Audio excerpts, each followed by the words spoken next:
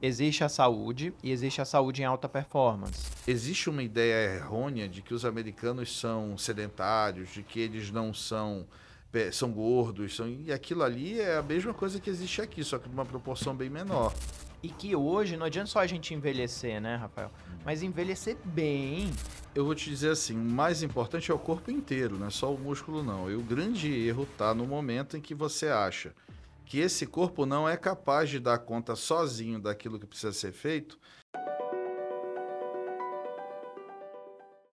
Você já sentiu dor nas pernas? É isso mesmo. Aquela dor, um peso, o cansaço. Ou conhece alguém que sente dores nas pernas? Pois é, você sabia que nem toda dor nas pernas tem origem vascular? Ou é causada por má circulação? Muitas vezes a pessoa chega comigo com dor nas pernas e muitas vezes é o nervo ciático. Ou muitas vezes é uma dor do joelho que ela tem. É uma dor muscular, pode ser uma fibromialgia. Ou pode ser uma dor de quadril, que pode refletir e parece que é no joelho. Então hoje nós trouxemos um especialista aqui, gente, que vai tirar todas as nossas dúvidas. E o nome dele é o Dr. Rafael Benoliel. Ele é especialista em medicina do esporte e vai tirar todas as nossas dúvidas e explicar para vocês as causas e como evitar e tratar essas dores ortopédicas de membros inferiores. Seja muito bem-vindo, doutor Rafael, meu amigo, é uma pessoa que eu admiro muito, um profissional que eu admiro muito.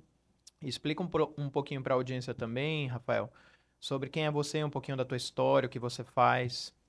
Paulinho, muito obrigado acima de tudo pelo convite. É uma honra ver e ter participado do nascimento desse projeto teu. E hoje ver você trazendo pessoas tão relevantes e trazendo assuntos, acima de tudo, extremamente relevantes para que a gente possa se deliciar, né, com essas mais diversas opiniões e declarações que mudam a vida. A gente não tem muita ideia às vezes, mas a gente pode estar mudando a vida de muitas pessoas pelo simples fato de informar, né? Pelo simples fato de trazer uma ideia que é validada, que é correta, e você faz isso muito bem. E eu queria começar te parabenizando por essa iniciativa. Obrigado. Acho que mais médicos deveriam se arriscar nessa área, estar aqui como a gente está fazendo hoje, usar desse dom que a gente acaba adquirindo durante a formação, né? Que é de explicar, de participar de congressos, eventos, e isso tira um pouco, né, a cortina da frente da gente, mas e faz com que a gente consiga fazer isso bem. Então, acho que não só você, mas a network aqui, na figura de toda essa equipe que faz a coisa acontecer, para todos vocês eu quero deixar aqui meus parabéns antes de mais nada, pela estrutura, por tudo que me recebeu hoje nesse dia aqui. Paulo, eu, como tu bem falaste, eu sou médico do esporte, né? Para quem conhece o meu início de carreira, eu ainda no quarto período da faculdade comecei a trabalhar diretamente com futebol profissional aqui do Amazonas. Eu fui para o São Raimundo Esporte Clube, na época era o clube de maior destaque, chegou a ganhar nesse mesmo ano um campeonato que chamava Copa Norte e depois veio a ascender da Série C para a Série B do Campeonato Brasileiro. Então a minha história já foi muito intensa. Eu lembro que minha primeira experiência já foi uma viagem acompanhando a delegação para o Peru, num campeonato internacional que eles tiveram, que hoje é a conhecida Copa Comebol. Então, assim, dentro da própria faculdade, desde muito cedo, eu sempre soube que essa era a área para onde eu queria ir. E comecei muito cedo, realmente muito cedo. Os meus colegas de turma sabem disso, às vezes eu me ausentava uma semana das aulas, porque eu estava viajando com eles e tudo. E agradeço demais aos meus professores da época, porque sabiam disso e não me davam falta e me ajudaram também nesse processo. Mas ao longo dessa formação, eu tive a oportunidade de estudar e morar estudando em 3 países diferentes, dentro dessa mesma área. E é uma área que hoje vem ganhando ainda mais destaque, não necessariamente com esse nome, medicina esportiva, mas com as variantes, né? Que é a medicina regenerativa, integrativa, antes disso, ortomolecular, nutrologia. A gente vê, inclusive, muitos colegas especialistas de outras áreas, que eram pediatras, eram ginecologistas, e hoje estão na área de performance, estão na área de emagrecimento. Falou em performance, falou em emagrecimento, falou em medicina do esporte, né? Aí o que a gente vê ainda bem é que esses conceitos que a gente já traz desde os primórdios da medicina do esporte, ali quando você começa a estudar os livros básicos da medicina do esporte, são conceitos como esse, de alto desempenho, de performance, de controle de peso, de ganho de massa muscular. Ou seja, a gente vai falar muitas coisas aqui hoje que aos ouvidos e olhos de muitos que estão aqui nos dando o prazer da audiência, vão ser coisas familiares. Porque se você abrir agora aqui o teu Instagram, que seja, e rodar o teu feed, tu vai receber pelo menos 3 ou 4 anúncios relacionados a essa área. Ou a roupas desse estilo wellness, ou de treinos específicos, ou de pacotes de academia. Ou seja, isso a gente ainda bem vem sendo inundado por isso cada vez mais. E aí é importante fazer isso da forma correta. E é isso um dos motivos, eu acho, que nos traz aqui para essa conversa hoje. Entender que, antes de tudo, não é só chegar, botar uma roupa bonita, um tênis legal e ir para a academia. É preciso você fazer uma análise preliminar e, infelizmente, a gente está tendo casos de desfecho até fatal. Nessa semana passada, a gente teve uma jovem pessoa de 32 anos que veio a infartar numa corrida de rua, e isso mostra muito da falta desse controle, dessa coisa bem feita, né?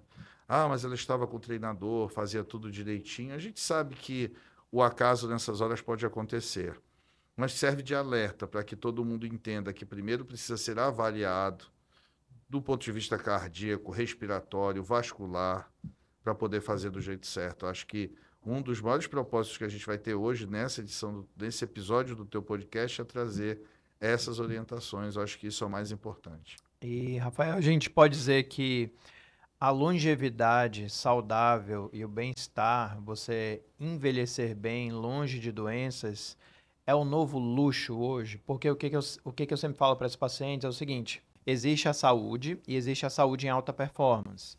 Por exemplo, você quer ter uma saúde média, a saúde média do brasileiro não é muito boa, né? Diabetes, pressão, obesidade, colesterol, reumatismo. Então, para a gente viver uma saúde em alta performance, eu comparo como se fosse um carro em alta performance. Ele é uma Ferrari, uma McLaren, não é o mesmo óleo que eu vou usar, não é a mesma pastilha de freio. Ou, por exemplo, um corredor de alta performance, um Usain Bolt, ele não tem o mesmo treino que um corredor de rua, não são os mesmos suplementos, não é a mesma planilha. Então, eu falo para as minhas pacientes que existe uma saúde em alta performance. E que hoje não adianta só a gente envelhecer, né, Rafael? Mas envelhecer bem, estar com 60 anos, 70 anos, 80 anos bem, mentalmente, fisicamente, correndo, viajando, sem estar com perna inchada, sem estar com dor. Então, existe essa possibilidade hoje? Como é que você vê esse envelhecimento saudável? Paulinho, a gente viveu dos anos 2000 para cá uma revolução nessa área. Eu vou usar primeiro o meu exemplo para depois trazer o dado. Quando eu cheguei a Manaus, depois de me especializar realmente em medicina esportiva, que foi em 2010, eu ia à academia. Na época, a única grande academia de Manaus era a Companhia Atlética do Estúdio 5, e a gente chegava e tinham 5 pessoas no salão. Eu me lembro que eu ia ao segundo andar, olhava e dizia assim, cara, será que eu estou na especialidade certa? Porque, pô, cheguei cheio de ideia, cheio de vontade, e olha aí, não tem ninguém aqui dentro. Ninguém. Isso em 2010. E a gente sabe que, historicamente, até os anos 2000, as pessoas iam à academia para ter um corpo bonito. O conceito era esse. De 2000, e aí eu diria até 2010, especificamente, elas começaram a entender que era uma questão de saúde, né? E a partir de 2010, isso foi ganhando mais destaque, foi ganhando mais notoriedade. Hoje, o que a gente vê é que, na verdade, as academias estão virando um estilo de vida. Não é apenas estar lá, é congregar, é usar a estrutura como um todo, não apenas para ir levantar pesos, não apenas para correr na esteira, mas usar a sauna, usar a piscina, confraternizar, participar de eventos internos, de grupo principalmente. E isso pode parecer estranho para quem ouve, e aí tu vai lembrar que a gente tinha algumas conversas anteriores, eu já te disse, o bom nessa hora é você ir para enxergar isso em loco, ver a coisa acontecendo, né? E nos Estados Unidos eu tive a oportunidade de estudar de morar lá 2 vezes estudando e uma vez morando mesmo para ter essa experiência. Eu tenho 2 filhos que moram lá até hoje com a mãe. E o que que eu via? Os idosos dos Estados Unidos, e aí a gente, claro, vai sempre falar um pouquinho mais para os idosos, porque eu acho que esse teu tema tem tudo a ver com eles, né? Os idosos nos Estados Unidos, eles se programam a vida inteira para que a partir dos 60 eles possam ir morar na Flórida. Aí você diz assim, mas por quê? Porque é quente o tempo todo. Então não tem inverno. Tem aí alguns dias de frio, mas é quase sempre muito quente, né? Chove muito pouco, não tem aquele frio de neve. E o que é mais engraçado é que eles vão para cidades muito pequenas. Eles não vão para Orlando, Miami, eles vão para Gainesville, eles vão para Deerfield Beach, eles vão para cidades de 70 mil habitantes, 80 mil. E nessas cidades existem comunidades fechadas apenas de idosos. Então tem, por exemplo, eles alugam ou compram um terreno, uma fazenda, e compram aquelas casas móveis, sabe aquela casa que você pode levar para onde você quiser? Motorhome. E eles compram uma daquela que não é tão cara, uma casa daquela nos Estados Unidos hoje custa 70 mil dólares. Então você compra uma casa daquela, aluga um espaço desse terreno, leva a tua casa para lá e vai colocando uma casinha do lado da outra. Quando você vê, tem 200 casas. E 200 casas de idosos, casas de no máximo 2 quartos, com uma estrutura menor, que fica mais fácil de cuidar, de tomar conta. Eles não têm empregadas domésticas, por exemplo. Isso é uma outra coisa que chama muita atenção. Eles próprios fazem tudo o que precisam fazer, e isso faz com que eles se mantenham em atividade sempre. Mas, pensando nessa comunidade, sabe qual é a primeira coisa que eles fazem quando eles decidem para onde eles vão?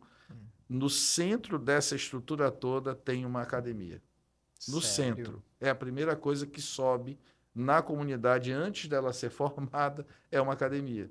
E uma academia com piscina, com quadra de tênis, com beach tênis, com uma parte de musculação muito bem feita, quadra coberta para jogar basquete, o que eles quiserem. E o que a gente via é que eles chegam, alguns deles, na academia às 7 da manhã e só saem de lá às 8 da noite. Ou seja, eles usam muito mais a estrutura da academia do que as próprias casas. Uma vez que eles almoçam lá dentro, eles ficam lá, eles interagem, eles usam o tempo de yoga, o tempo de hidroginástica, entendeu? Eles se preparam para envelhecer bem.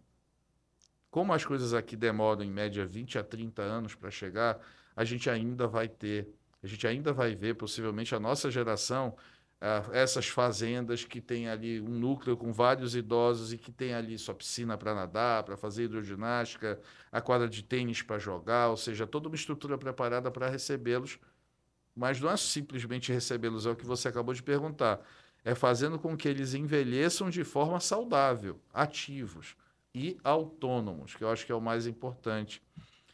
Imagina o que é você ver a tua vida indo ficando cada vez mais limitada, a ponto de você ter que ter alguém para te ajudar na hora de ir ao banheiro, na hora de usar o vaso sanitário, na hora de tomar banho, né? Eu tenho hoje 80% dos meus pacientes são 70 a mais, e o que todos eles procuram é isso. E acredite, o médico do esporte tem hoje 80% dos seus pacientes com mais de 70 anos. Essa é a verdadeira revolução que a medicina esportiva está ajudando a fazer, mas acho que a internet fez. E a gente tem um papel importantíssimo nessa área, nessa hora, né? Que é de trazer esse tipo de informação como tu estás fazendo hoje. É por isso que eu te parabenizo mais uma vez. E só uma dúvida em relação à medicina do esporte. Eu vejo, Rafa, tem muita gente que começa a academia, compra um tênis e se inscreve. Isso, primeira pergunta, isso é certo? Segundo, tem vários exemplos que eu vejo. A pessoa começou a academia, é uma dor de coluna. Foi ver uma hérnia L5, S1. Aí foi ver uma ciatalgia, foi ver romper o joelho. Eu mesmo já comecei com personal sem programação nenhuma, e aquilo compra o tênis e sai correndo. E aí eu tive uma hérnia de L4, L5, com protrusão discal, aí tive que parar. Aí que eu fui num fisioterapeuta, aí que eu fui no ortopedista de coluna, entendeu? Será que em outros países fazem isso diferente? O que é o certo? Ninguém conhece. Explica bem para a nossa audiência o que é o médico do esporte. Quando eu procuro um médico do esporte? Porque o ideal é procurar antes, é fazer uma avaliação antes. Cara, às vezes a pessoa tem uma lesão lombar e ela nem sabe, ela tem um joelho, valgo, algum... Olha, essa avaliação ela é tão complexa que hoje uma consulta minha demora 2 horas, no mínimo. E nessas 2 horas a gente não passa nem 10% da informação que o nosso cliente precisa receber. E ele sabe disso. A gente diz, olha, tudo isso que eu te falei aqui é a ponta do iceberg. A gente ainda vai falar sobre muito mais. E é por isso que hoje, quando a gente faz os pacotes de acompanhamento, eles são relacionados a isso. Pelo menos uma vez por mês a gente vai ter que se ver durante um ano para que a coisa aconteça.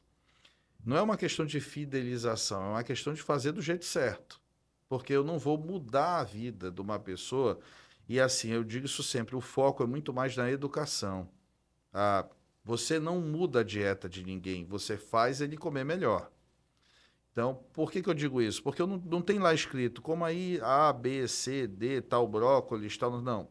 A gente diz assim: evita isso, porque é inflamatório, dê ênfase a isso, faz uma proporção, peso de tanto, que é uma média, por refeição, e pelo menos 5 refeições por dia. Então a gente ensina a pessoa a comer, na verdade.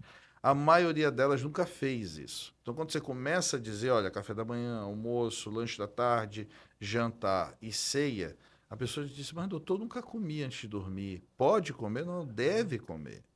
Tu vai entrar em 8 horas de jejum. Imagina o impacto que isso causa. A água. Quando é que você toma? Não toma 1 litro de água por dia, por exemplo. Parece Tudo. básico, né? Isso é básico, mas não faz. Não faz.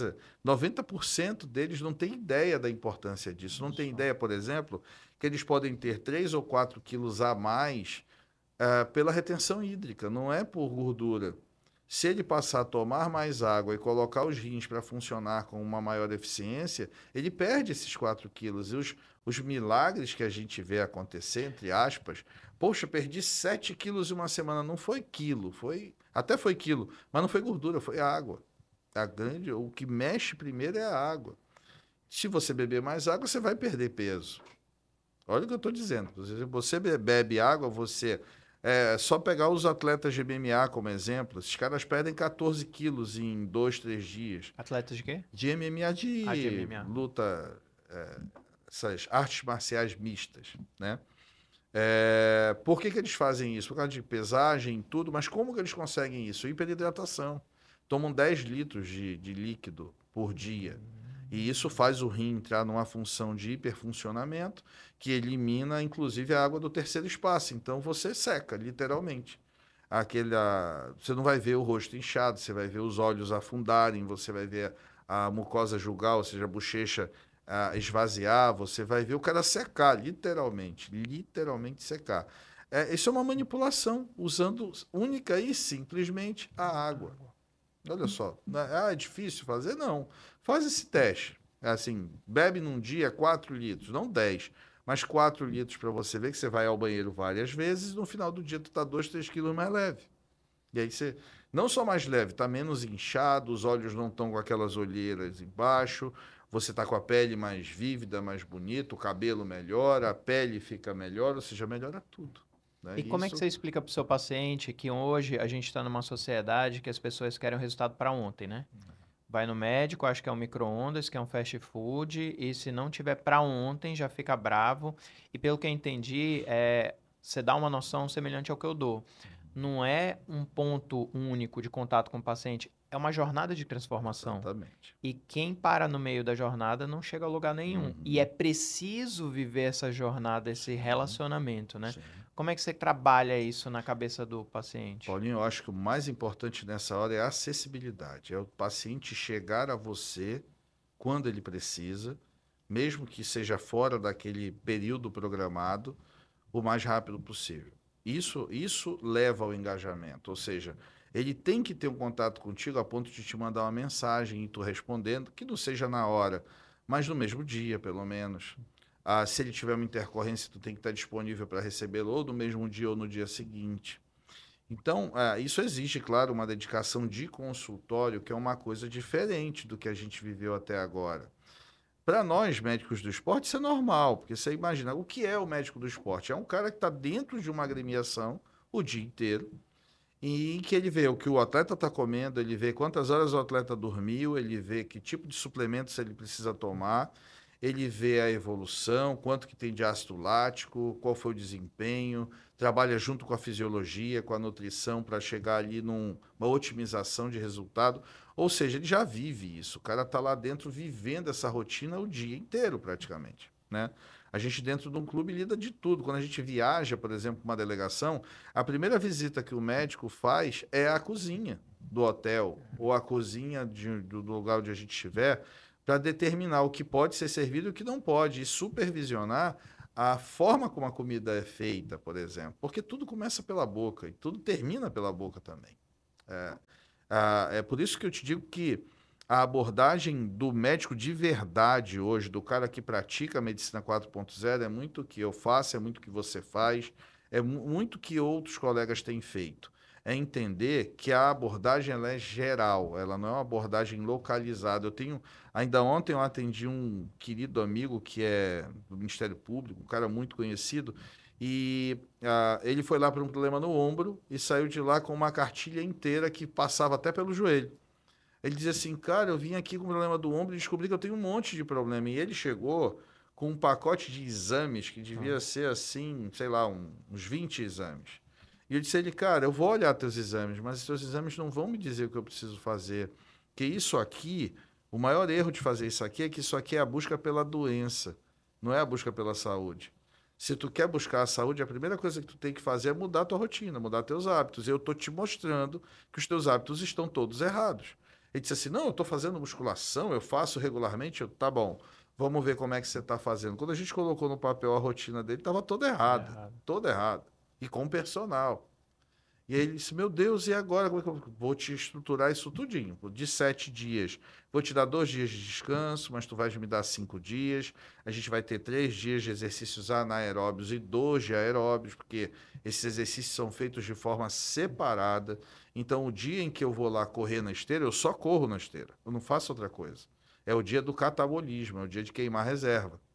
O dia em que eu vou para construir, que é o dia da musculação, é o dia do anabolismo, ou seja, o meu organismo precisa entender que eu estou lá para construir.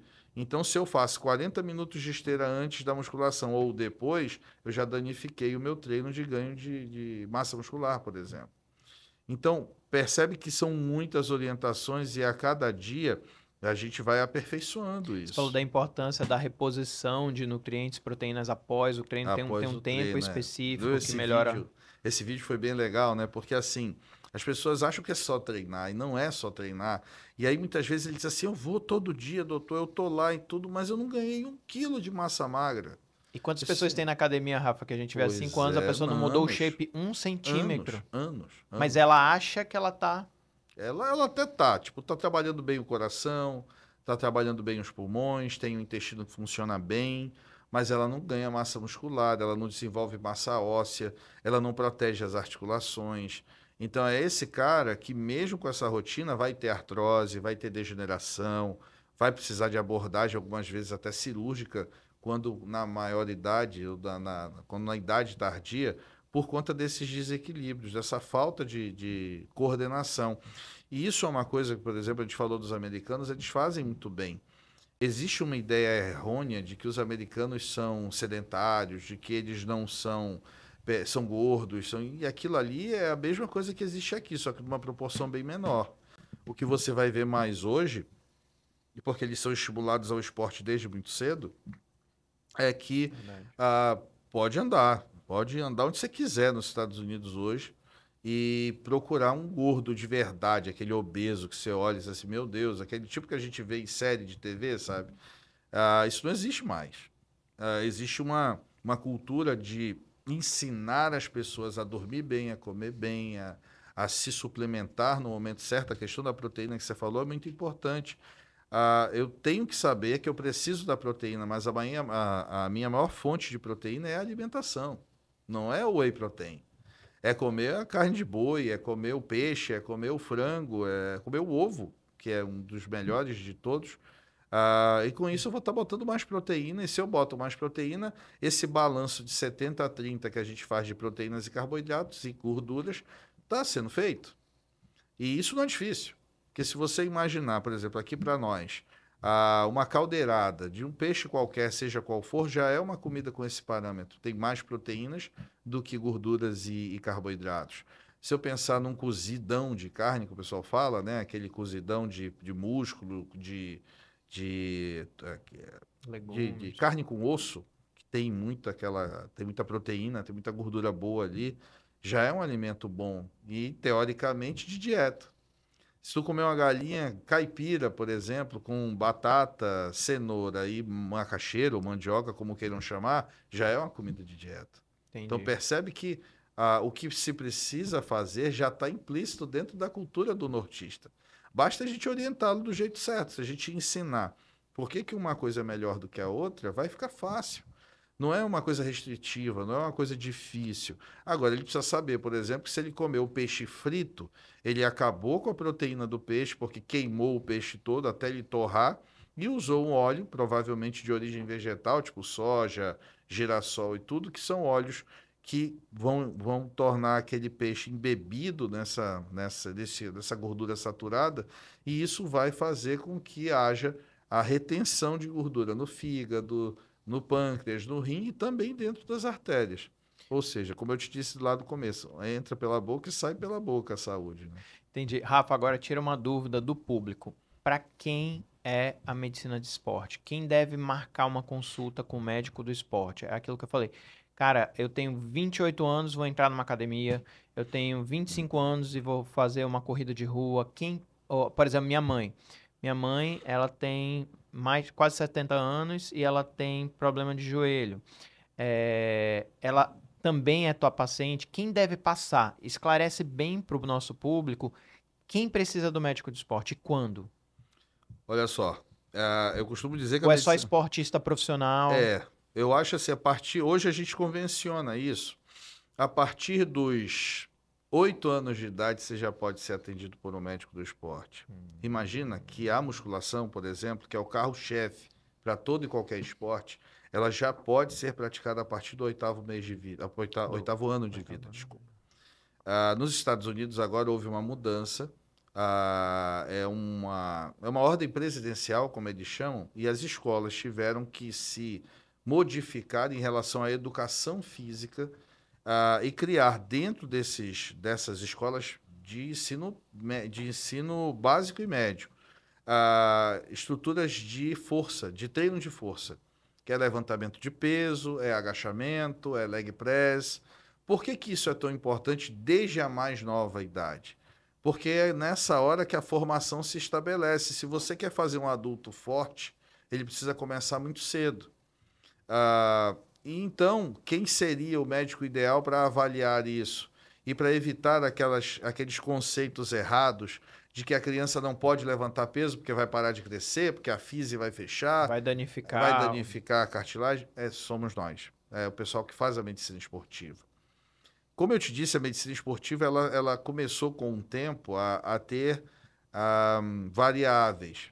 E você vai ouvir muito o especialista em performance, o especialista em medicina integrativa, o especialista em medicina regenerativa, o especialista em nutrologia, mas tudo isso saiu de dentro da medicina do esporte. Então, o médico do esporte já faz isso há muito tempo. Se você me levasse há 10 anos atrás o teu filho para uma análise, mas tem que fazer exame de sangue? Não. Tem que dosar hormônios? Também não. Ele tem alguma queixa? Ele tem algo que está fugindo do desvio padrão? Ele tem algo diferente? Não, então leva ele para fazer atividade regular. Porque a minha ideia geral, antes de conversar bastante com você, era que assim, era o médico do esporte é para o pessoal do time de futebol, é para a seleção de basquete, Sim. é para a seleção de não sei o quê. Mas você está falando que não, é para o público em geral. Porque eu vou te falar, por exemplo, eu vejo muito problema na academia, tem gente que treinou pesado um mês, perdeu massa muscular. Ou então gente que desenvolve muito superior, mas não tem inferior, ou tem alteração de glúteo e tá toda torta. Ninguém dá, muitas vezes, o profissional que acompanha ali, às vezes é só um professor, às vezes nem é personal, ele não dá essa versão, ela não faz essa avaliação que você falou de global. Cara, tem muito músculo aqui, pouco aqui, tá torto aqui, isso aqui você pode, isso aqui você não pode. Isso. Esse exercício vai danificar. Então, não tirar esse mito. Não é só para esporte profissional, não é só para time de futebol. o médico do esporte, a medicina do esporte, ela tá para todos e ela deve ser para todos antes de iniciar, por exemplo, uma academia ou uma corrida? Isso seria o certo, né? O certo, por exemplo, seria que as próprias academias tivessem em sua estrutura a chance dessa avaliação. E o engraçado é que eu lembro que, por exemplo, na minha academia, a academia que eu uso até hoje, quando eu fiz a minha inscrição, eu fiz a inscrição, acho que foi um dos primeiros alunos em 2007. Eu lembro que eles me exigiram uma avaliação cardiológica, eles me exigiram uma avaliação médica mesmo. Eu tinha que levar um laudo médico para poder fazer a minha inscrição. Qual é a academia que tu achas hoje que pede isso? Nenhuma. Nenhuma. Ok, é bom ter muitas academias, é bom ter muita opção, até porque a gente não tem o outdoor, né? A gente não tem a opção de correr na rua, a gente não tem parque, a gente não tem, tem mal a mal, como diz aqui o nosso caboclo, a Ponta Negra em 2 dias na semana, que não serve para muita coisa, porque a gente está falando de rotina diária. Mas vamos pensar nas academias, são um ambiente indoor. Ah, como expandiu muito rapidamente, se perdeu essa noção. E o que a gente vê, como você mesmo diz, e qualquer pessoa que frequenta esse ambiente vai concordar com a gente. A gente vê muita gente fazendo tudo errado. E não há nenhum tipo de cuidado por parte das próprias academias em corrigir isso. Você concorda que a maioria está fazendo errado? Sem dúvida alguma. Quantos Eu por cento vejo você isso daria? 90%. 90%. E aí que mora a lesão? Porque não é fácil fazer, sabe, Paulinho? Não é fácil.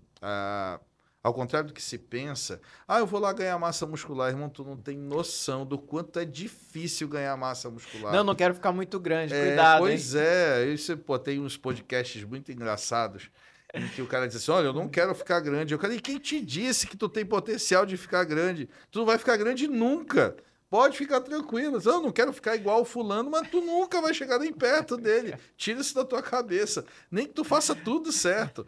Então, assim, para você ter ideia, por exemplo, nessa área, o cara que faz tudo certo ganha 2 quilos de massa magra por ano. E isso a gente está falando de um atleta que vive quase que exclusivamente para aquilo. Ele come para aquilo, ele dorme para aquilo, ele faz tudo certinho e ganha 2 quilos de massa magra por ano. Assim como perder peso de forma saudável é de no máximo 1,5 kg por semana. Não existe mais do que isso. Máximo, né? Máximo. Senão Então, você se tu tá perdendo massa muscular. Tá perdendo todas as tuas reservas, inclusive as de glicogênio, e aí a massa muscular está indo junto. Então, cuidado com... A gente já disse isso há muito tempo, mas cuidado com a balança. Hoje eu digo mais, cuidado com a bioimpedância, porque a bioimpedância é um problema hoje. Por quê? Porque tem muita interpretação feita do jeito errado. Tá todo mundo fazendo como se fosse algo simples. Não, bota a mão aqui, segura, bota o pé e tá feito. Não é assim que funciona. Como eu te disse, ainda ontem eu falei isso pro meu paciente, que ele veio com várias bioimpedâncias, ele disse assim, tu sabia que se tu tiver uma noite mal dormida, o teu cortisol subir, tu vai reter água, e nessa bioimpedância a variação é considerável? Então não dá para usar a bioimpedância. A gente hoje já tem, na ressonância magnética, uma avaliação muito mais bem feita, que é o método FATMAP, é um método de aferição de massa muscular, massa óssea e de gordura. Não apenas uma porcentagem geral, mas uma determinação dessa porcentagem no fígado, no rim, no coração, ou seja, a tal gordura intervisceral ou intravisceral, hoje você consegue ver essa gordura por meio da ressonância nesse método diferenciado. Esse exame, ele traz 42 laudas de resultado, para tu ter ideia. É um negócio absurdo, em que a gente vê do crânio até o dedo do pé. Em relação, se tu tiver um tumor, a gente vai achar. Isso aí pode E ter tem muita certeza. gente falando que faz tudo hoje, né, Rafa? Você presta atenção, você vai no médico, muitas vezes o colega pode atuar? Pode, sem especialidade. Mas o que eu vejo é muita gente no Instagram falando que é tal coisa, falando que tem tal especialização e não tem. Eu pego muito no consultório e isso me dá medo, porque às vezes eu vejo umas condutas estranhas. Mas muitas vezes aquilo pode estar sendo interpretado de uma forma errada, né? Como você falou. Eu acho que o maior problema, assim, orientar é muito bom, é muito salutar, é muito importante que a gente, como eu já disse lá no começo, assuma esse papel de educar. Só que é preciso que as pessoas também estabeleçam um certo filtro em relação a tudo que elas ouvem. E a internet é um campo fértil para isso. Então, você pode ter tudo de boa informação, você pode ter tudo de muito ruim informação, né? Eu tenho aqui nessa estrutura um programa que a gente já participaste comigo, tu sabes, a gente traz fisioterapeutas, a gente traz educadores físicos, a gente traz bioquímicos, biomédicos, ou seja, deixando claro qual é a área de atuação de cada um. E quando a gente diz que esse acompanhamento é muito mais multidisciplinar do que de um único cara, é bem isso que a gente quer passar. Agora, não dá. Uma das dificuldades desse tipo de paciente é você achar que ele vai a 4 consultas diferentes ao longo de uma semana para saber se está tudo bem. Então, ele precisa ter uma referência, precisa ter um cara que junta todas essas informações e que conduz ele por um determinado tempo. E se achar que precisa de uma nova avaliação de um desses especialistas, encaminha para isso. Essa é a função do médico do esporte. E aí você me perguntou, onde que entra o médico do esporte? Ele é o organizador de toda essa equipe. Então, se eu quero começar do jeito certo para entender o que eu preciso realmente avaliar, eu tenho que ir para o médico do esporte primeiro. E aí, ele vai pedir exame? Nem sempre. O senhor tem queixa? Dói alguma coisa? Tem alguma dificuldade? Onde é que está a tua dor, como a gente fala sempre? Não a dor no real sentido da palavra, mas onde é que está o teu problema? E aí o cara diz, e você diz, olha, isso aí é isso, faz assim, muda a dieta, vê a rotina do sono, vamos equilibrar vamos organizar a tua vida primeiro. Depois que ela estiver organizada, que você estiver fazendo tudo certinho, é que a gente vai saber realmente onde estão os problemas. Ou pode ser que eles deixem de existir. Se eles deixarem de existir, está resolvido. A nossa busca não é por doença, a nossa busca é por saúde. Não me interessa, mas eu posso ter um tumor. Pode, todo mundo pode ter um tumor. Mas eu não tenho que ficar indo atrás do tumor toda hora. Isso tem nome, né? Isso, a gente que é médico sabe que tem nome do cara que gosta de achar uma doença. Te preocupa muito mais em obter saúde. E obter saúde não tem nada a ver com remédio. Obter saúde não tem nada a ver com fórmula milagrosa. Obter saúde é uma atitude. Acho que, acima de tudo, é uma atitude. E uma atitude, por exemplo, de estar num evento, ver alguém comendo um bolo com Coca-Cola e dizer assim, não, não quero. Você não precisa ser chato de chegar e dizer, olha, não come isso, vai te fazer mal, porque isso aí é uma gordura ruim e tem açúcar. Para você, se você já sabe, não come. Te nega a comer aquilo ou guarda essa fome para uma outra coisa mais saudável. Essa mudança de mentalidade é o que realmente traz o resultado. E também nunca pensar de forma muito restritiva. Doutor, quer dizer que eu nunca mais vou comer um bolo? Não, você vai comer o teu bolo mais uma vez por semana. E quando você comer esse bolo, no dia seguinte, tu sabe que tu tem uma conta a pagar. E aí tu vai para academia e paga essa conta, baseada nesse bolinho que você comeu lá, para evitar reação inflamatória, tudo aquilo que a gente já falou. A gente está ainda num período de transformação, Paulo, só para você entender, as pessoas ainda estão aprendendo de que não existe conduta médica única nem de 2 visitas. Existe uma conduta de tempo, de 1 ano, de 2, de 3. É um relacionamento, né, Rafa? Relacionamento. É uma É o que jornada, acontece né? contigo. Não dá para fazer um tratamento vascular e achar que resolveu o problema numa única intervenção. Mas o doutor disse que eu vou ter que operar de novo. Acontece, às vezes precisa intervir uma segunda, uma terceira vez. Não é igual com todo mundo. E como que ele vai saber se precisa de uma nova intervenção? Se ele te seguir. Se você sair dele e for num outro médico, achando que ele errou e que o outro vai acertar, tu vai, daqui a um tempo, achar que esse outro errou de novo e vai pular para outro. E aí tu vai ficar com a ideia de que os 5 ou 6 que você consultou estavam errados em algum momento, quando, na verdade, o maior errado dessa história é você mesmo. Ó, então, eu tenho 2 dicas para você. Se você tem 9 anos de idade, você já tá devendo a academia 1 ano, tá? É isso. A segunda dica é marque sua consulta com seu médico do esporte. Já programa minha consulta com o Dr. Rafael aqui, tá? E Porque separa 2 horas, tá? Porque não existe consulta de separa meia 2 hora. horas. Que a gente está acostumado, brasileiro, Rafa, a ir no médico quando o carro pifa, quando sai fumaça do motor ou quando o carro já não anda mais, deu prego. Só que, é o que ele está falando, em países mais avançados, a medicina inteligente, você vai primeiro passar numa avaliação com o médico do esporte e depois você vai fazer a sua academia, fazer a sua corrida de rua, fazer a sua atividade física. E o que eu vejo hoje, por exemplo, você está malhando, né? Faz aqueles agachamentos, usa um peso muito forte, sente uma dor na coluna, aí vai no médico da coluna. Aí sente uma dor no joelho, vai no médico do joelho. Não vai no médico do esporte, porque ele vai dar essa avaliação global e, se necessário, ele te encaminha. E, Rafa, eu tenho outra dúvida.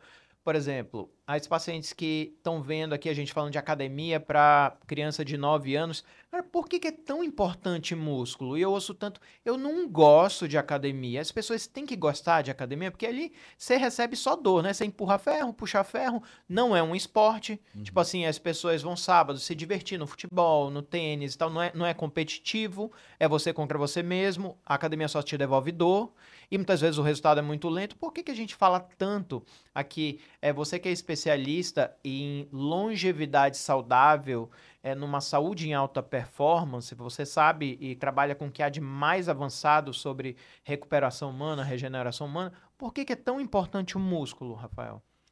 Eu vou te dizer assim, o mais importante é o corpo inteiro, não é só o músculo, não. E o grande erro está no momento em que você acha que esse corpo não é capaz de dar conta sozinho daquilo que precisa ser feito e começa a usar de subterfúgios para que isso aconteça.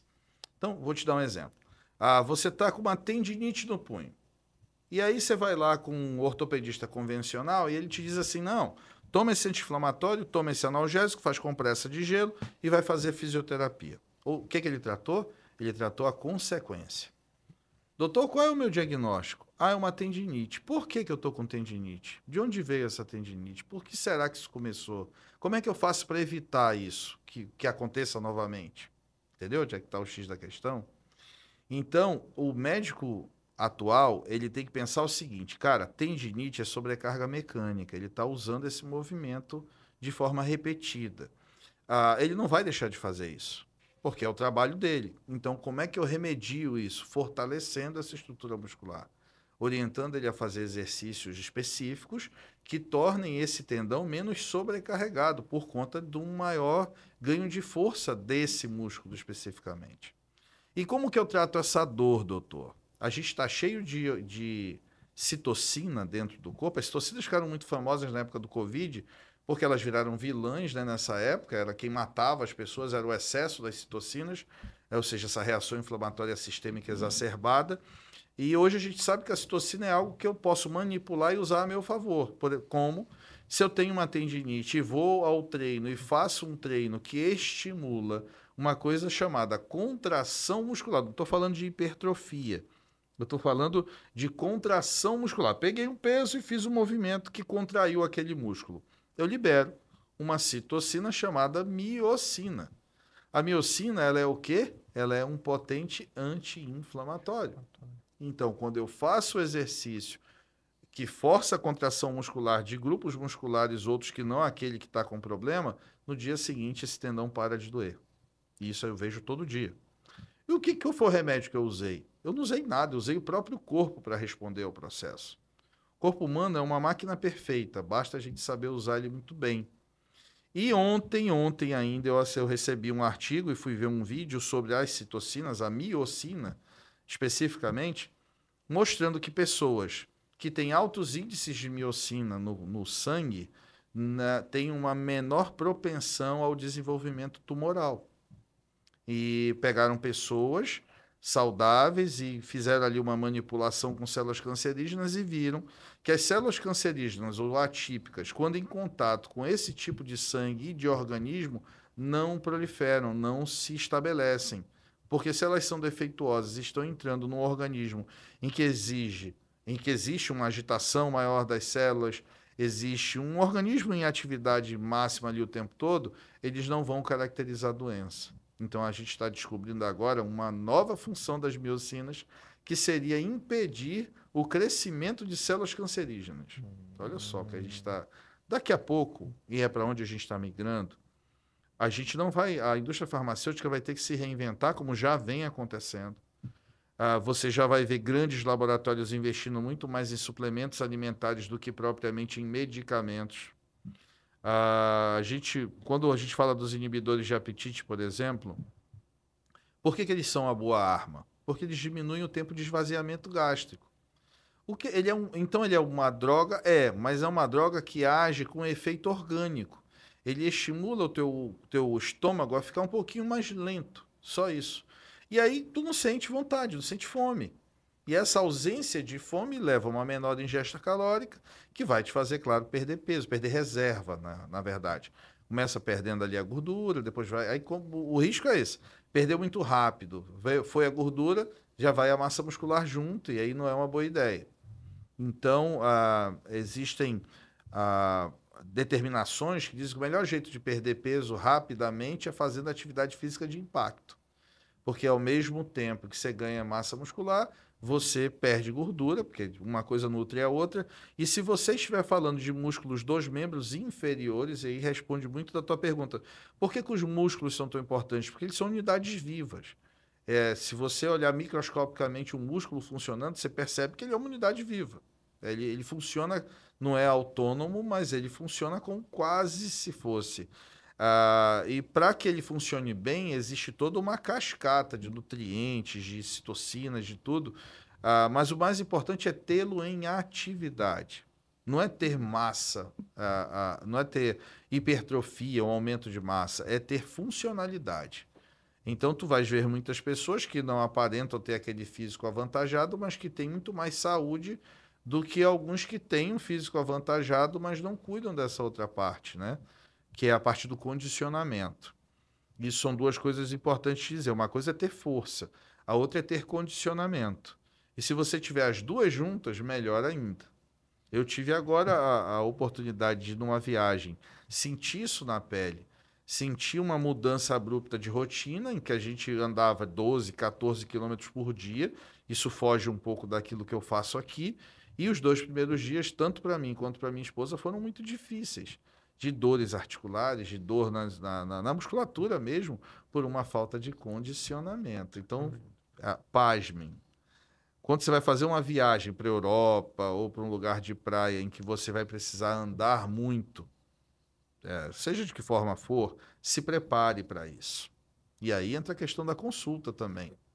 Eu tenho uma viagem programada para a Europa, vou ficar 20 dias, Espanha, Portugal, vou fazer um tour. Se prepare para isso, porque senão essa tua viagem vai ser um terror.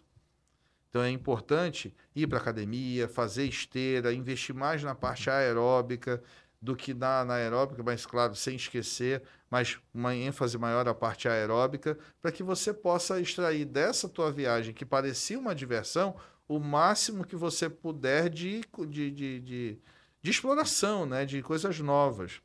Imagina que se você vai à praia e se você fica 2 horas dentro do mar, naquela coisa, vai para um lado, vai para o outro, a onda te puxa e te leva. Aquilo exige da musculatura da tua perna uma certa força, uma certa coordenação, um certo equilíbrio. E se você não tem condicionamento, quando você sair da praia, e isso deve ser muito comum, são aquelas pessoas que saem da praia e vão para o hotel e dormem. Não conseguem mais fazer outras coisas depois. Por quê? Porque não se condicionaram para aquilo. Então, na vida, Paulinho, a mensagem que a gente pode deixar para eles, principal, tudo é condicionamento. O nosso corpo ele precisa de treino o tempo inteiro, desde pequeno. Treino. Treino para comer bem, treino para dormir bem, treino para se exercitar. Fazer uma pergunta que podem perguntar. Doutor, então é normal, eu posso colocar meu filho de 9 anos, 8 anos na academia para treinar? Deve. E os treinos não são treinos com pouquinho peso. São treinos de músculos da base, como a gente chama. Glúteo, abdominal, quadríceps, panturrilha e paravertebrais. Então, assim, esses são os da core, né? Que o pessoal chama que são os músculos de coordenação e equilíbrio. Mas, basicamente, isso vai trazer a ele uma autonomia funcional que vai durar para a vida toda. Mas ele ainda não está ganhando massa muscular nessa hora. Mas esse treino, assim, a gente costuma dizer que a força ela é muito mais neurológica do que física, né? Por isso que um cara de 70 quilos levanta 350 quilos se ele quiser, mas ele vai treinar muito para aquilo. E ele vai treinar o corpo para aquele movimento, especificamente para aquilo que ele pode fazer. Por isso que normalmente tem pessoas que fazem isso e quando conseguem, saem, não fazem de novo, porque sabem que se insistir nisso vão se machucar e vão causar lesões piores. Então o cara se programa, conquista aquele título ou aquele recorde e depois volta à vida normal, né? Então a gente sabe que o corpo é uma máquina perfeita, que pode fazer tudo aquilo que eu quiser, mas eu tenho que entender que nada é do dia para a noite, não existe atalho para que isso aconteça e principalmente vai exigir uma dedicação e uma aplicação acima do normal para que você consiga fazer acontecer. A gente tem aí vários exemplos de atletas. Vamos citar aí. O Ayrton Senna não dá, porque infelizmente a carreira foi interrompida. Mas vamos pensar do Michael Jordan, que para mim está no mesmo nível do Ayrton Senna. O Michael Jordan, um dia desse, eu vi um vídeo dele falando que ele foi brincar com umas crianças. Ele foi convidado a uma festa e alguém disse: Olha, faz um arremesso. Ele disse que foi o arremesso mais difícil da vida dele, porque faziam 12 anos que ele não arremessava uma bola de basquete. Meu Deus. Então ele pegou, ficou, olhou, meu Deus, que vou passar vergonha se eu errar, né? E aí ele arremessou e acertou, e todo mundo ficou muito feliz. Mas até um cara desse, para mim foi o maior jogador de basquete de todos os tempos, até ele precisa do treinamento para fazer acontecer. Um outro cara do basquete, o Oscar, que chamavam de Mão Santa, dizia, Mão Santa, ele disse, Mão Santa porque eu treinava 1.000 arremessos todos os dias. Então todo mundo acabava o treino, eu ia lá e ficava arremessando 1.000 vezes para poder ter a dita mão Mão santa. santa, né? Então tudo é treino e na vida de todos nós é assim que funciona. Você quer ir para a praia, treine para ir para a praia. Você quer passear na Europa, subir ladeira em Portugal, andar pela Gran Via em Madrid, você tem que ter condicionamento. Se você não estiver condicionado, essa vai começar a doer o pé, vai começar a doer o joelho, vai doer a coluna, e aí no segundo dia tu já tem que estar tomando remédio, que é um outro grande erro, e por aí vai. Então, isso é uma das coisas até comuns do consultório. A pessoa chega e diz assim, doutor, eu quero fazer, mas eu tenho uma viagem daqui a 30 dias para tal lugar. Eu digo, ótimo, é bom que a gente vai te preparar para essa viagem, como se fora um jogador para um campeonato. É mais ou menos assim. Legal, Rafa, deixa eu te puxar a sardinha para um grupo de pacientes que a gente tem cada vez maior no consultório, que são os pacientes que têm lipedema. E até revisando os últimos consensos americanos, ano passado eu estive em Chicago, que teve uma mesa internacional sobre lipedema, e eles batem muito que o lipedema, muitas delas têm dores no joelho. Às vezes o lipedema começa ali com 16 anos, ela tem a perna mais grossinha, mais inchadinha, mas fala assim, é normal que minha mãe tem, 75% é genético, minha tia já tem, às vezes mais, aqui é mais magrinha, embaixo mais culote, bumbum, quadril, e muitas delas evoluem com dores no joelho desde jovem. Às vezes 16 anos, 17, 20 anos, tá subindo uma escada, dói, aí tem condromalácia, aí o joelho já dói, entendeu? E aí a minha pergunta é o seguinte, os consensos, eles mostram que o lipedema é uma doença do tecido conjuntivo frouxo, que pega aí adipócitos, sistema imunológico e fibroblastos. Aí eu quero te perguntar, e muitas delas evoluem no grau 3 e no grau 4 para prótese de joelho, prótese total, perdem mesmo o joelho. Muitas vezes ela acha que não tem nada a ver com o lipedema, mas hoje a gente vê que tem. Qual que é a relação que você, como especialista, enxerga entre essas... É um boom de pacientes que está tendo diagnóstico hoje de lipedema, e muitas mulheres têm dores no joelho desde nova e não procuram, e muitas vezes quando vai ver já é tarde, né? Às vezes já desgastou muito ali a cartilagem. Qual é a dica? Como é que você vê isso? Eu vejo assim, não existe uma relação direta entre as duas coisas. São duas patologias acontecendo ao mesmo tempo, mas de motivos completamente diferentes. O que a gente sabe é que as mulheres, principalmente nessa idade de 20 a 40 anos, desenvolvem uma instabilidade femoropatelar, dessa articulação ali da frente do joelho, da patela, que é esse ossinho aqui da frente, com o fêmur que fica logo ali abaixo. Ela tem músculos que são mais fortes de um lado do que outros do outro lado, no caso, o vasto lateral mais forte do que o vasto medial, e isso faz a báscula patelar, isso tira a patela do eixo normal de movimento durante o processo de desenvolvimento. A gente está falando aí de pessoas que desenvolveram a parte óssea, ou seja, o osso ganhou comprimento, mas a parte muscular não acompanha essa evolução tão rapidamente. E é por isso que elas precisam fazer a musculação desde muito cedo. O músculo, ele não é que nem o osso, que independente do que eu fizer, vai se desenvolver. O músculo precisa dessa ajuda, precisa dessa mudança de hábito para que ele possa se desenvolver junto ao mesmo tempo. E pasme você, não é uma alteração de tecido conjuntivo ou conectivo, é muito mais o desequilíbrio biomecânico que causa isso, por conta dessa incompetência muscular que começa desde muito cedo. Então, quando a gente fala de condromalácia patelar, que nada mais é do que o começo disso que você está falando, é o primeiro sinal de que isso está acontecendo e de que o fortalecimento muscular precisa ser iniciado o mais rápido possível. E, claro, com o fortalecimento muscular, o lipedema vai ficar mais evidente, porque você vai ter um músculo ali de um volume maior, você vai ter um compartimento com a pressão aumentada, né, nas pernas principalmente, e isso vai fazer até com que clinicamente ela consiga perceber a evolução do lipedema mais cedo, inclusive. Então ajuda no diagnóstico precoce do lipedema. E com isso melhora o prognóstico de tratamento. Você sabe bem disso. Lipedema, tratou cedo, não vai trazer muito problema. Tem várias opções, inclusive, de tratamento, desde que você faça o diagnóstico muito cedo, né? O que acontece é que muitas pessoas ainda são sedentárias e acham que aquela perna gordinha é o normal, é gordura. A confusão está aí. Não tem músculo, o músculo é atrofiado, é um músculo pequeno, a perna não parece tão estranha, parece normal e ela não consegue perceber essa diferença.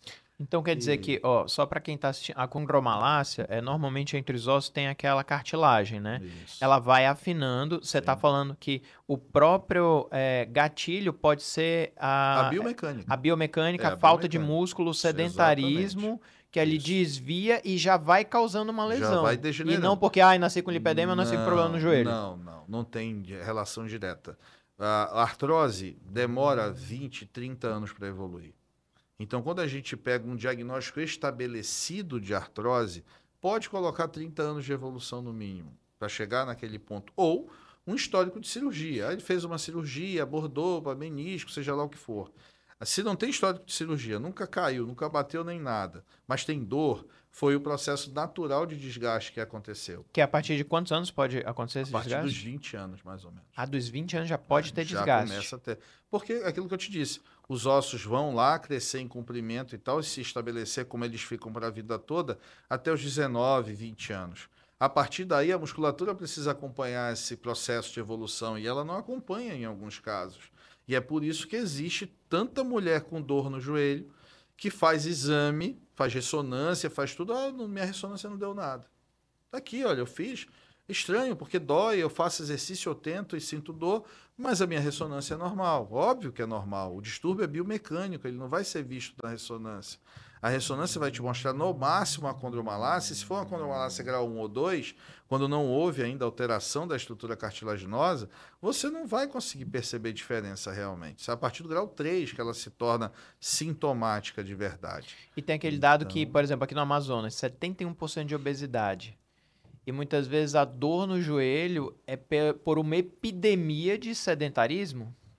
Exatamente. Eu diria o seguinte... Tem os dados de quanto por cento da população faz atividade física? A gente não faz estatística, né, cara? Não, de quantos são sedentários?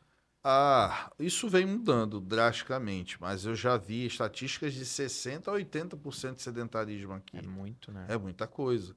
Tem vários tipos, né, de avaliação também, a questão tem a ver com isso. Mas se você andar na rua, você percebe isso nitidamente. Muitas das pessoas acham que o fato dela trabalhar em casa, ali fazendo as coisas de casa, ou dela trabalhar na rua andando, são exercícios que ela já faz. Meu dia a dia é muito corrido. Já é muito corrido e eu já me exercito andando na rua. Isso não é lenda, funciona isso é assim, mito. lógico que não. O exercício físico de fortalecimento, ele é uma ciência praticamente. Estou te falando que a gente com atletas fazendo tudo certinho, ganha 2 quilos de massa magra por ano. Tu imagina para alguém que não se alimenta tão bem, que não dorme tão bem, que não se suplementa dentro daquilo que precisa. Muitas vezes a lesão de coluna também pode ser consequência de um erro biomecânico. Tudo é biomecânico. Claro, eu nasci, eu tenho lesão de coluna, muitas vezes não é. Exato. E aí qual foi a importância de fazer a criança de 8, 9 anos fazer os exercícios da base? É que ele nunca vai ter esse problema. Ele nunca vai ter um desgaste precoce da coluna, ele nunca vai ter um desgaste precoce dos joelhos, ou se tiver, vai ser relacionado a algum trauma. Estava jogando futebol, se machucou, sofreu acidente de carro, caiu da moto, ok. Mas pela evolução natural, o processo de desgaste e degeneração, ele já começa a ser combatido lá aos 8 anos de idade, quando ele age de forma preventiva, fortalecendo os músculos da base. E a gente já dizia isso há muito tempo, que podia começar desde muito cedo. Eu particularmente, comecei aos 12 anos, por uma influência muito grande do meu pai. E desde lá não parei mais.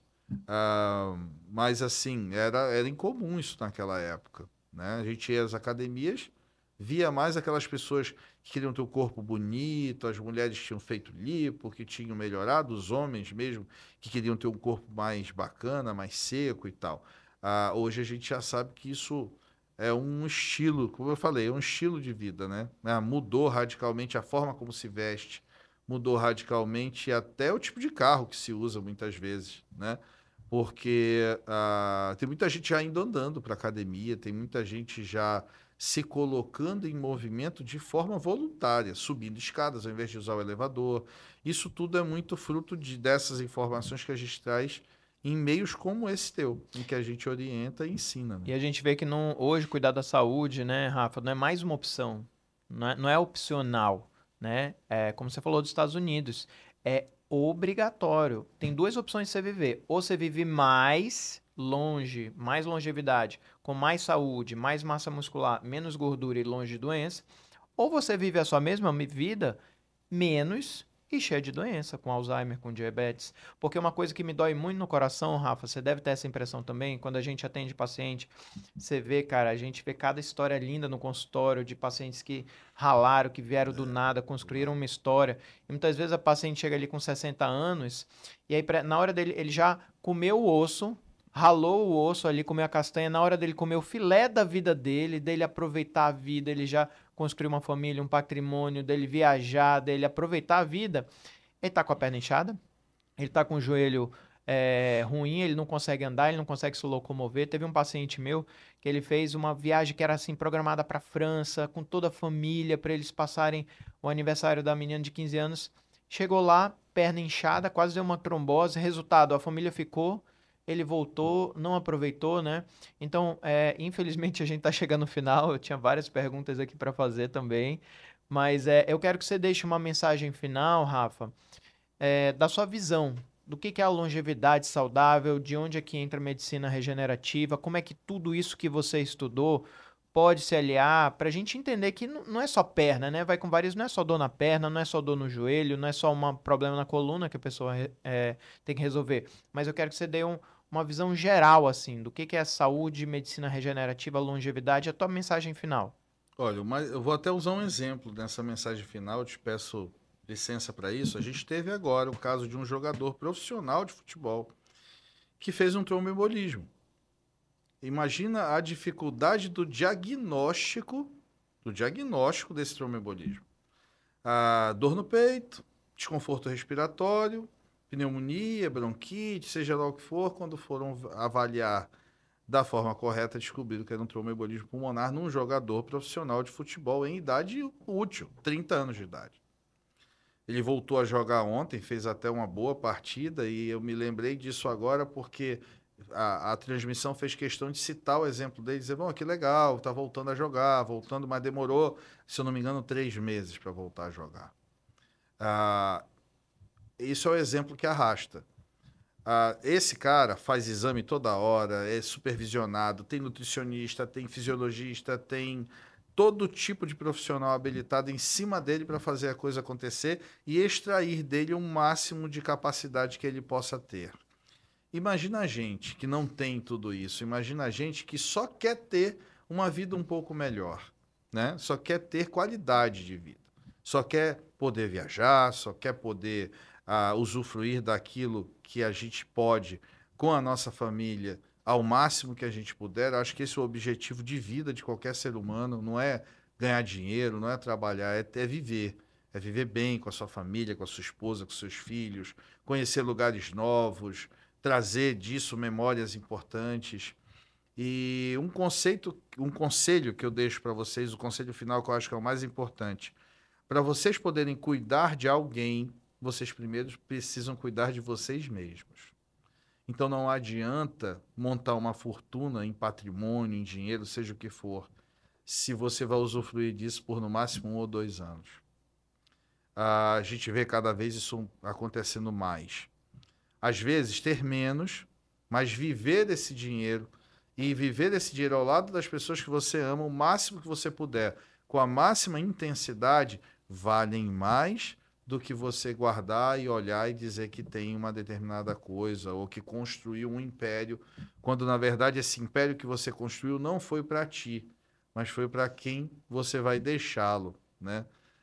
Então, cuidem primeiro de vocês, invistam em vocês. Lembrem do avião, por exemplo. Quando a máscara cai, em quem que você deve colocar primeiro? Em você. Porque se você não colocar primeiro em você, como é que tu vai colocar na tua esposa, no teu filho depois? Né? Tu não vai perder a consciência e não vai ajudar ninguém. E aí vai todo mundo para o mesmo barco. Então coloca primeiro em você e depois ajuda todo mundo. É assim que é a vida.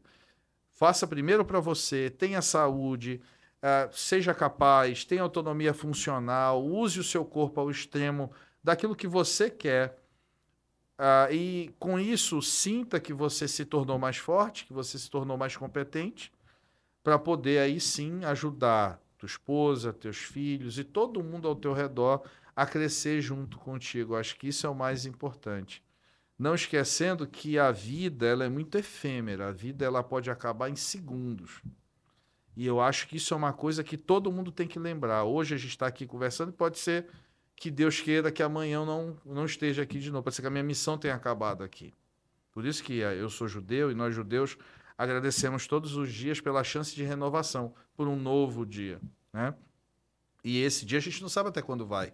Então aproveitem o máximo que vocês puderem, usufruam, viajem, participem de eventos, curtam suas famílias.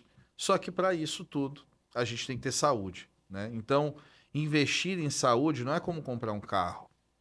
Investir em saúde, às vezes assim, a gente vê alguns absurdos, né? Tipo, é muito legal comprar uma bolsa da Birkman de 50 mil reais, mas é muito ruim você investir num protocolo de acompanhamento de 20, vamos dizer. Você não, pô, isso é muito dinheiro, o cara tá me roubando e tal. Entendam que saúde não tem preço. Isso era algo que a gente nem precisava estar dizendo. Mas, infelizmente, em dias atuais, a gente precisa dizer. Às vezes, é muito melhor deixar de comprar essa bolsa e investir numa obtenção de saúde no máximo que você puder. Acho que essa é a dica que eu quero deixar para todo mundo. Legal, e eu vejo também, Rafa, que as pessoas acham assim, eu não vou investir na minha saúde, médico é caro, academia é cara, suplemento é caro, vai gastar tempo e tua energia, né? E é uma coisa chata que você não quer fazer. Eu não vou gastar com isso, aí ela acha que lá na frente não vai pagar um preço. Só que eu falo que tudo tem um preço da ação ou da omissão. Por exemplo, um casamento feliz, saudável, recíproco tem um preço? Tem. E um divórcio tem um preço? Tem um preço também. Criar filhos saudáveis, fortes emocionalmente, que têm reciprocidade, obedientes, tementes a Deus, tem um preço? Tem um preço. E não cuidar tem um preço? Tem um preço. Então a mensagem também final que eu deixo aqui para vocês, primeiro eu te agradeço grandemente, Rafa. Essas mensagens vão ficar não somente aqui no YouTube, mas no meu coração também. É a gente lembrar que todas as nossas ações ou omissões, elas vão ter um preço, só que quando a conta chegar, quando o oficial de justiça bater daqui a 10 anos, eu não quis ir com o doutor Rafael, não quis pagar médico do esporte, não quis fazer o tratamento da minha má circulação, lá na frente, depois de 10 anos, chega um oficial de justiça com a conta, vai chegar a fatura, só que aí vai vir juros e correção monetária. Então, na hora de você, o que ele falou aqui foi muito importante. Se você construiu um império, mas foi às custas da sua saúde, aquilo pode ser a sua maior maldição. Então, eu te convido a seguir o canal, fica para os próximos vídeos, deixa o seu comentário aqui que eu vou responder com o Dr. Rafael todas as dúvidas, independente do tempo. Já me segue, compartilha e vamos para o próximo vídeo.